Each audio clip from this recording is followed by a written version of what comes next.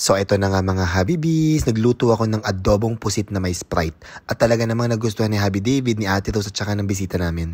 Eto si Ate Rose, nag-start na siya mag-prepare ng mga ingredients na gagamitin natin para sa ating ulam for today's video. Nagpahanda ako ng bawang, sibuyas, luya, kamatis, siling green at syempre yung ating pusit. Simple lang at napakabilis lutuin ng adobong pusit. Nagisa lang ako ng maraming bawang sa kawali and then nilagyan ko ng luya. Yung iba, inuuna nila yung luya. Okay na naman kahit anong mauna, carry lang.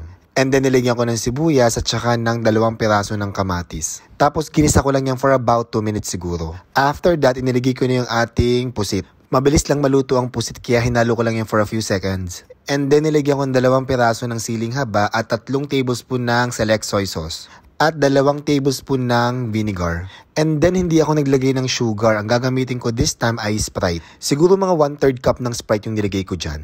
And then nilagyan ko din pala ng oyster sauce. Tansya-tansya lang yung ginawa ko. At nagseason ako ng pepper. And then hinalo-halo ko lang ng very light. Tapos lulutuin ko lang yung pusit for about 4 to 5 minutes. Mabilis lang kasing maluto ang pusit kasi pag napatagal baka kumunat naman, nakakaloka. Kaya make sure na wag mo overcook ang pusit. And after 5 minutes, eto na, hinango ko na yung ating mga pusit. Iniligay ko sa isang plate tapos sinet aside ko muna. Kailangan ko pa kasing lutuin yung sabaw kasi medyo malabnaw pa. Niluto ko pa yung sabaw for about 8 minutes hanggang sa medyo maging malapot na yung sabaw natin. And after a while, eto, mukhang okay na yung ating sabaw. Satisfied na ako dyan. Medyo malapot na kasi siya kaya naman ibinalik ko na yung sinet aside kong pusit kanina. Hinalo-halo ko lang uli ng very light for about 1 minute tapos pinatay ko na yung apoy niyan. At eto na nga, luto na ang ating adobong pusit na may Sprite. Naghain na kami ni Ate Rose at hinintay namin dumating si Habi David at yung bisita namin. That's adobong pusit. Thank you. Gusto ko mataba na pusit, yung madaming laman sa loob. Actually.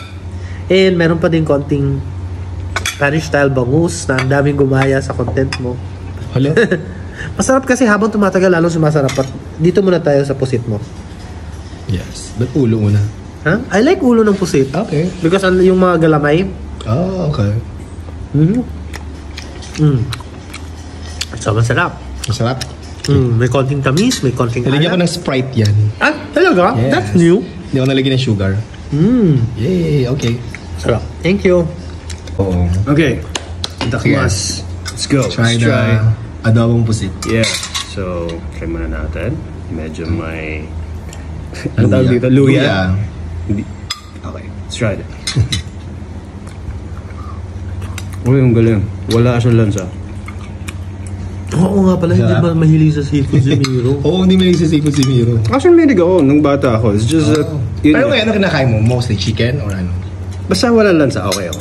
Kaya mo lang sa lahat eh. Like even chicken. Ito wala. Yeah. Okay. Restaurant level.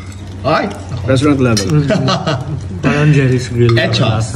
No, it's not. So, Tapos tikman mo ang ating dilutong adobong pusit. Kung anong lasa. Spanish style bangus mo, baby. Mas masarap pa siya. Pag tumatagal, no? Masarap. igitin ko yung nanay ko.